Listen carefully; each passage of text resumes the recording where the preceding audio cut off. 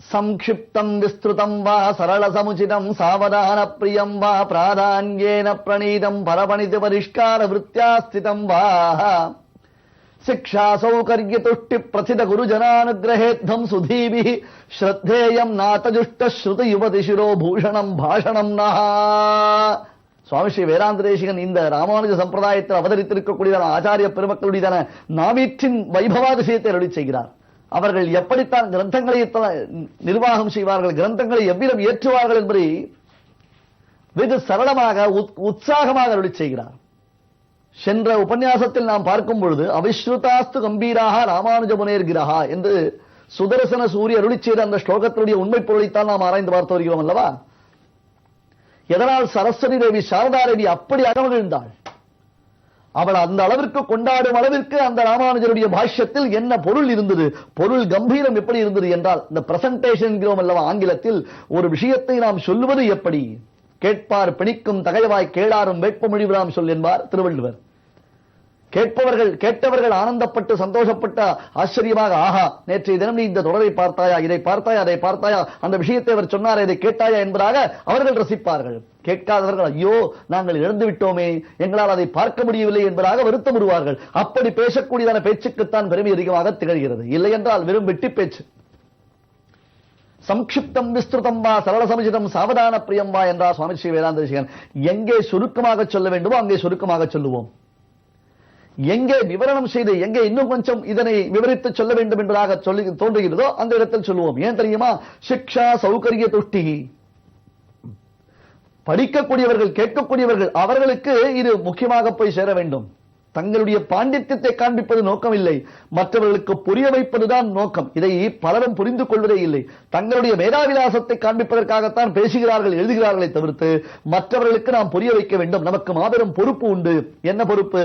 மற்றவர்களுக்கு இந்த விஷயத்தை விளக்கக்கூடியதான ஒரு பொறுப்பில் நாம் அமர்ந்திருக்கிறோம். ஆகையாலே அவர்களை மனதில் கொண்டுத்தான் நம்முடைய வார்த்தைகளை பிரயோகிக்க வேண்டும் என்பதை மறந்து விடுகிறோம். ஒரு ஸ்லோகத்தை இப்பொழுது அடியனை வைத்துக் கொள்ளுங்களேன். சம்க்ஷிப்தம் விஸ்திருதம் வா சரள சமுச்சிதம் சாவதான பிரியம் வா என்று சொன்னபடி என்பதாக அடியன் இந்த ஸ்லோகத்தின் பொருளை சொல்லாமலேயே என்று சொன்னபடியே, அதுவும் சம்பிரதாயமாக என்று சாதித்தபடியே, என்று சுவாமி சாதித்தபடியே என்பதாக ஒரு வார்த்தை சொல்லிவிட்டால் எதிரே இருந்து கேட்பவர்களுக்கு என்ன புரியும்? இந்த ஸ்லோகம் என்ன, இவர் எங்கு சொன்னார், எதிலிருந்து எடுத்துச் சொல்கிறார், இதனுடைய பொருள் என்ன, எதற்காக இந்த ஸ்லோகம் இந்த இடத்தில் உபன்யசிக்கப்பட்டிருக்கிறது, எல்லாரும் எல்லாவற்றையும் அறிந்துவிட முடியாதே. நகி சர்வம் ஜானாதி. எல்லாரும் எல்லாவற்றையும் அறிந்து விட முடியாது அல்லவா. ஆகையால் சிக்ஷா சௌகரிய தொட்டு பிரதித குரு ஜனானுகிரஹேத்தம் சுதீபி என்கிறார். நாம் சொல்லக்கூடியதான வார்த்தைகள், நாம் எழுதக்கூடிய எழுத்துக்கள் அனைத்துமே சிஷ்யர்கள் தங்கள் மனதில் நன்கு இதனுடைய விளக்கத்தை தெளிவை பெற வேண்டும் என்பதற்காகத்தானே தவிர்த்து எங்களுடைய பாண்டித்ய பிரகடீகரணத்திற்காக இல்லை, எங்களுடைய மேதாவிலாசத்தை காண்பிப்பதற்காக இல்லை. ஸ்ரத்தேயம் நாசஜுஷ்ட ஸ்ருதி யுவதி சிரோ பூஷணம் பாஷணம் நகா. இப்பொழுது பாருங்கள், இந்த வாக்கியங்கள், இதனுடைய இந்த நாவீற்றினுடைய பெருமை, நாவீரினுடைய பெருமை அது எப்படி இருக்கும்? வேதம் என்னும் ஒரு அழகான பெண், அந்த பெண்ணுக்கு அலங்காரமாக அணிகலன்களை அணிவித்து பார்த்தால் எப்படி இருக்குமோ அதுபோன்றுத்தான் நாங்கள் பேசும் இந்த பேச்சு. இந்த ராமானுஜ சம்பிரதாயத்தைச் சேர்ந்த ஆச்சாரியர்களுடைய நாவீறு சிஷ்யர்களின் உபதேசத்திற்காகவே இருக்கும். என்ன ஒரு காம்பீரியம், என்ன ஒரு ஆனந்த ஊற்று! யோசித்து பாருங்களேன். அவிஸ்திருதாஸ்து கம்பீராக ராமானுஜமுனேர்கிரஹ. அதற்காக மிக சுலபம், ரொம்ப எளிமை. இதற்கு டிரான்ஸ்லேஷன் பல புத்தகங்கள் வந்துவிட்டன, மொழியாக்கங்களில் பல புத்தகங்கள் வந்துவிட்டன. நான் எத்தனை புத்தகங்களை வாசித்திருக்கிறேன், எவ்வளவு பட்டங்களை பெற்றிருக்கிறேன், பதவிகளை பெற்றிருக்கிறேன், இதையெல்லாம் படித்தால் எனக்கு புரிந்து விடாதா என்று நாம் இருமாப்பு கொண்டால் இதையெல்லாம் உபாசிக்க வேண்டும். அவிஸ்திருதாஸ்து கம்பீராக ராமானுஜ முனேகே கிரஹா. எங்கள் ஸ்ரீபாஷ்யக்காரருடையதான திருவாக்கு, அமுத மொழி, அவருடைய நல்ல உபதேசங்கள் எங்கே விவரிக்க வேண்டுமோ அங்கே விவரித்து சொல்லும், எங்கே சுருங்க சொல்ல வேண்டுமோ அங்கே சுருங்க சொல்லும். இஷ்டம் ஹி விதுஷாம் லோகே சமாச வியாசதாரணம் என்பார் வியாசர் மகாபாரதத்தில். சுருங்க சொல்லி விரித்துரைப்பது என்பது ஒரு கலை. சுருங்க சொல்லி அதனை விரித்துரைப்பது என்பது கலை. ஆகையால் இந்த ஸ்ரீபாஷ்யம் என்னும் ராமானுஜருடைய திவ்ய ஸ்ரீசூக்திகள், அவற்றின் உண்மை பொருளை அவைகள்தான் நமக்கு தெளிவிக்க வேண்டும். தரிசயந்து பிரசாதேன ஸ்வம்பாவமகிலம் திருடம்.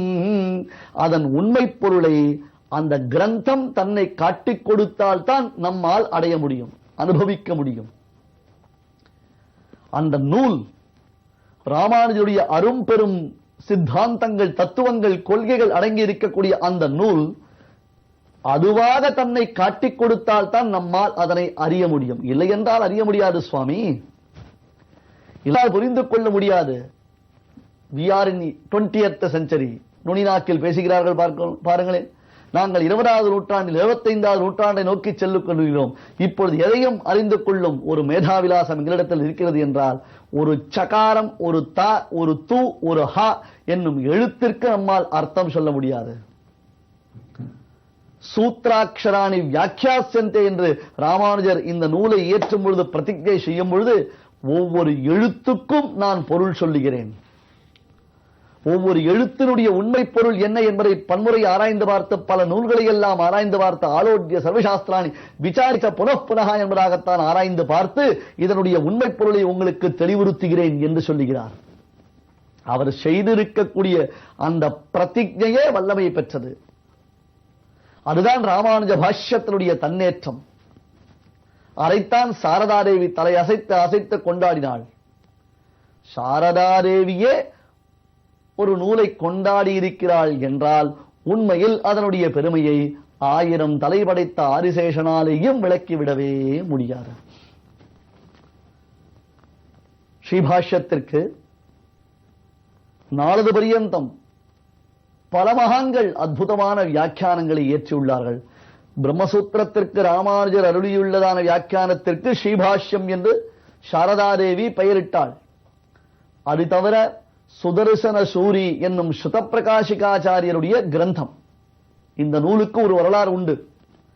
காஞ்சிபுரத்தில் வரதராஜ பெருமாளுடைய திவ்ய சன்னதியில் கச்சிவாய்த்தான் மண்டபம் என்னும் அமைந்திருக்கிறது. 24 படிகள் நாம் மேலே ஏறிச் சென்று வரதராஜ பெருமானை சேவிப்பதற்கு முன்பாக முதலில் வலதுபுறத்தில் திரும்பி அந்த கச்சிவாய்த்தான் மண்டபத்தில் சேவித்துத்தான் உள்ளே செல்ல வேண்டும். ஏனென்றால் நடாதூர் அம்மாள் என்னும் ஒரு மகான் வத்சகுலத்தில் அவதாரம் செய்தருளின வள்ளல். அந்த நடாதூர் அம்மாள் என்னும் சுவாமி வரதனுடைய சன்னிதானத்தில் அந்த இடத்தில் அமர்ந்து கொண்டு தான் பிரம்மசூத்திர வியாக்கியானமான ஸ்ரீபாஷ்ய கிரந்தத்தை தன்னுடைய சிஷ்யர்களுக்கெல்லாம் காலக்ஷேபம் செய்து கொண்டு வருவாராம். நித்தியம் தினந்தோறும் அங்கே பிரம்மசூத்திர வியாக்கியானமான ஸ்ரீபாஷ்ய காலக்ஷேபம் நடைபெற்று வரும். அப்படி பிரம்மசூத்திர வியாக்கியான ஸ்ரீபாஷ்ய காலக்ஷேபம் நடைபெறும் சமயங்களெல்லாம் அவர் சொல்லும் விசேஷமான அர்த்தங்களை எல்லாம் சுதர்சனாச்சாரியர் என்னும் மகான் குறிப்பெடுத்துக் கொண்டு வந்தார், ஏடுபடுத்திக் கொண்டு வந்தார். தற்காலத்தில் உள்ளதைப் போல அந்த காலத்தில் வசதி வாய்ப்புகள் இல்லையே. இப்பொழுது சொல்லும் பொழுதே நாம் அவற்றையெல்லாம் பதிவு செய்து கொள்கிறோம். வீடியோ பதிவு செய்கிறோம், ஆடியோ பதிவு செய்கிறோம். நாம் இருக்கும் இடத்திலிருந்தே மற்றவர்களுக்கெல்லாம் இவற்றை அனுப்பி கொண்டிருக்கிறோம். ஆனால் அந்த காலத்தில் ஏடுபடுத்திக் கொள்வதுதான் வழக்கம், வேறு எதுவும் இல்லை.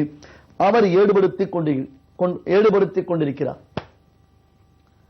அந்த சமயத்தில் தான் சிறு பிள்ளையாக சுவாமி ஸ்ரீ வேதாந்த தேசிகன் தன் மாதுலரான தன் மாமாவான அப்புள்ளாருடன் அந்த இடத்திற்கு வர, குழந்தையினுடைய தேஜோ விசேஷத்தில் ஆழ்ந்த எல்லோருமே எந்த இடத்தில் நாம் ஸ்ரீபாஷ்யத்தை வாசித்துக் கொண்டு வருகிறோம் என்பதை அறியாமல் திகைத்தார்கள்.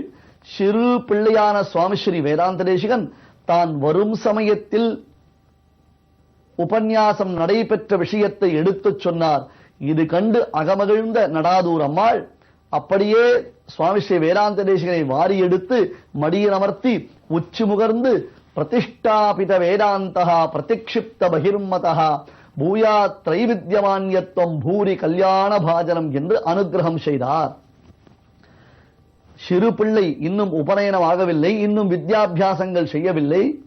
ஆனால் அதற்குள்ளாகவே நீ வேதாந்த சம்பிரதாயத்தை நிலைநிறுத்தினாய், ஸ்ரீபாஷ்யக்காரருடைய சம்பிரதாயத்திற்கு விரோதமான மதங்களை எல்லாம் நிரசனம் செய்தாய், நீ பல்லாண்டு சௌக்கியமாக பரம சுகமாக இந்த சத்சம்பிரதாயத்தை வளர்த்துக் கொண்டு வருவாயாக என்று ஆசீர்வாதம் செய்தார்.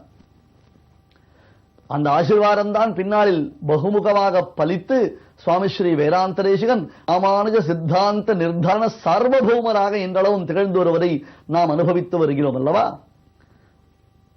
அந்த சுதர்சன சூரி நடாதூர் அம்மாளுடைய காலக்ஷேபத்தில் தான் கேட்டதையெல்லாம் எழுதி வைத்திருந்ததான சுதர்சன சூரி அவற்றை முறைப்படுத்தினார்.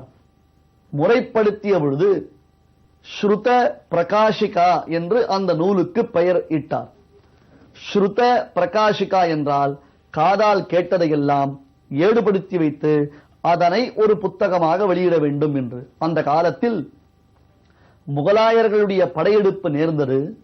இதனால் பாரதத்தின் தெற்கு பாகத்தில் மாபெரும் கலகங்கள் விளைந்தன. அந்நிய படையெடுப்பினாலே நம்முடைய நாட்டின் பல பெரும் செல்வங்கள் அழிந்துவிட்டதாக வரலாற்று அறிஞர்கள் இன்றளவும் சொல்லி வருகிறார்கள் அல்லவா. அப்பொழுது திருவரங்கத்தில் இந்த சுதர்சன சூரி மற்றும் வேதாந்த தேசிகன் முதலானவர்கள் வசித்து வந்த காலம் பெரிய பெருமாளாம் ஸ்ரீ ரங்கநாதனுக்கே மாபெரும் ஆபத்து நேரிட்டது. அந்த ரங்கநாதனை ஒரு பல்லாக்கில் உற்சவ விக்கிரகத்தை எழுந்தருளப் பண்ணிக்கொண்டு சுதர்சன சூரி ஒரு பக்கம் சென்று கொண்டிருக்கிறார். அப்பொழுது அவர் தான் இதுவரையிலும் எழுதி வைத்திருக்கக்கூடிய அந்த நூலை வேதாந்த தேசிகரிடத்தில் அளித்து, இந்த நூலை என்னுடைய 2 பிள்ளைகளையும் நீ வெகு ஜாக்கிரதையாக ரட்சித்து வர வேண்டும், இந்த நூலை எல்லோரும் உபயோகித்துக் கொள்ளும்படியாக நீ வெளியிட வேண்டும் என்று சொன்னார்.